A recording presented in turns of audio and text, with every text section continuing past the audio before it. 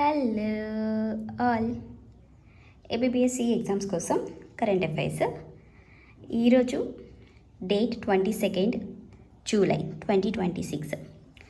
మనకి ఈనాడు న్యూస్ పేపర్లో చూసుకుంటే స్టార్టింగ్ పేజీలో తల్లికి వందనం గురించి ఇచ్చారు. ఏంటంటే ఈరోజు నుండి ఫేజ్ 2 తల్లికి వందనం బడ్జెట్ అనేది లాంచ్ చేయడం జరుగుతుందన్నమాట. అసలు ఈ స్కీమ్ ఏంటి, దీని డీటెయిల్స్ అన్నీ ఒకసారి చూద్దాం. తల్లికి వందనం స్కీమ్ అనేది ఒక ముఖ్యమైన ఎడ్యుకేషనల్ వెల్ఫేర్ ప్రోగ్రామ్ అన్నమాట. ఎవరు లాంచ్ చేశారంటే గవర్నమెంట్ ఆఫ్ ఏపీ లాంచ్ చేసింది. దీనివల్ల ఏంటి యూజ్ అంటే లోయర్ ఇన్కమ్ ఫ్యామిలీస్కి ఫినాన్షియల్ అసిస్టెన్స్ ఇస్తుందన్నమాట. ఏ విధంగా అనేది ఫర్దర్గా చూద్దాము.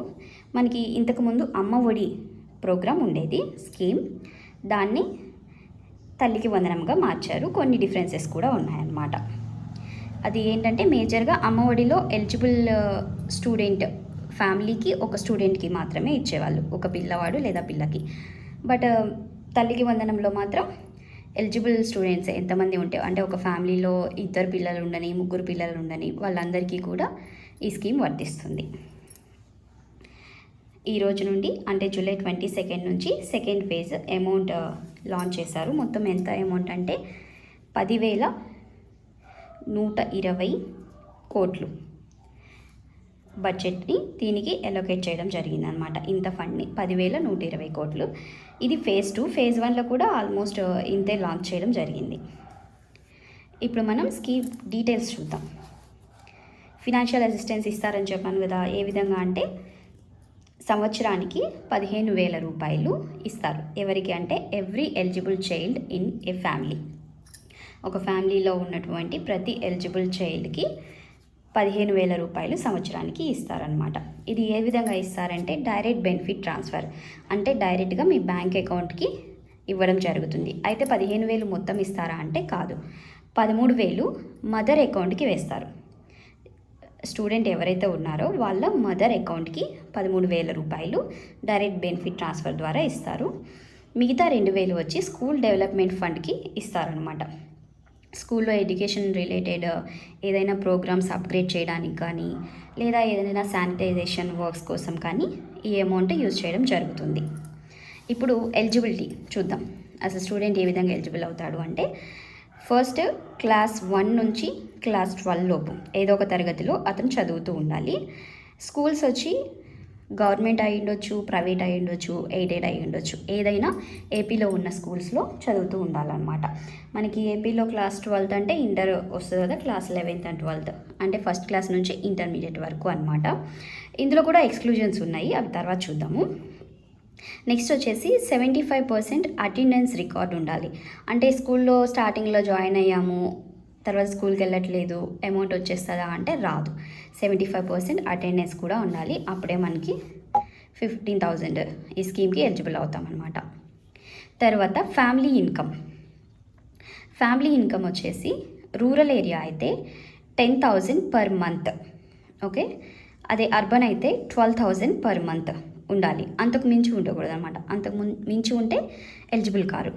అలానే వ్యాలిడ్ రైస్ కార్డు ఉండాలి, అంటే రేషన్ కార్డు అంటారు కదా, అది కూడా ఉండాలన్నమాట. తర్వాత ల్యాండ్ విషయానికి వస్తే 3 acres of wet land or 10 acres of dry land ఉండాలి. మనకి మెట్ట మాగాని అంటారు కదా, అలా అనమాట. మనకి మాగాని నేల అయితే 3 ఎకరాలు ఉండాలి, లేదా మెట్ట నేల అయితే 10 ఎకరాలు ఉండాలి. Correct me if I am wrong. తర్వాత ఇంకొక ఇంట్రెస్టింగ్ థింగ్, ఇది పవర్ బిల్ అనమాట. ఎలక్ట్రిసిటీ కన్జంప్షన్ 300 యూనిట్స్కి మించి ఉండకూడదు పర్ మంత్. ఓకే, తర్వాత ఇప్పుడు ఎక్స్క్లూజన్స్ చూద్దాం. ఎక్స్క్లూజన్స్ ఏంటంటే గవర్నమెంట్ ఎంప్లాయీస్, ట్యాక్స్ పేయర్స్ పిల్లలకి ఈ స్కీమ్ వర్తించదు. అలానే 4-wheeler ఉన్నా కూడా వర్తించదు. బట్ అదే 4-wheeler కమర్షియల్గా, అంటే దాని మీద పర్సనల్ వెహికల్ కాదు, కమర్షియల్గా ఏదైనా బిజినెస్లో అలా చేస్తూ ఉంటే, అంటే బిజినెస్ అంటే ఏదైనా, ఇప్పుడు సపోజ్ ట్రాక్టర్ ఉంది, అది వాళ్ళు యూజ్ చేసుకుంటారనమాట వ్యవసాయం కోసం. ఆ విధంగా ఉంటే వర్తిస్తుంది. బట్ కార్ ఇలాంటివి పర్సనల్ వెహికల్స్ అయితే 4 వీలర్స్కి వర్తించదు, ఉన్న ఫ్యామిలీస్ పిల్లలకి వర్తించదు. అలానే ఫస్ట్ టు 12th ఇంటర్మీడియట్ వరకు ఎవరికైనా వర్తిస్తుందని చెప్పాం కదా, బట్ ఇక్కడ కోర్స్ ఎగ్జామ్షన్ ఉందన్నమాట. అంటే ఏదైనా టెక్నికల్ కోర్సెస్లో ఎన్రోల్ అయిన వాళ్ళకి రాదు. అంటే ఐటీఐ కానీ, పాలిటెక్నిక్ కానీ, IIIT కానీ వీళ్ళకి ఎక్స్క్లూజన్. ఎందుకంటే వాళ్ళకి గవర్నమెంట్ తరపు నుంచి ఫీజు రియంబర్స్మెంట్ స్కీమ్ ఉంటుంది కాబట్టి ఈ 15,000 తల్లికి వందనం స్కీమ్ వీళ్ళకు వర్తించదు. ఇవి దీనికి సంబంధించిన డీటెయిల్స్. ఇంకేమైనా పాయింట్స్ ఉంటే మీరు కింద కామెంట్ చేయండి. నెక్స్ట్ వీడియోస్ నుంచి కొంచెం లెందీగా పెడదాము. ఇది స్టార్టింగ్ వీడియో కదా, కొంచెం చిన్నగా పెడుతున్నాను అనమాట. Thank you.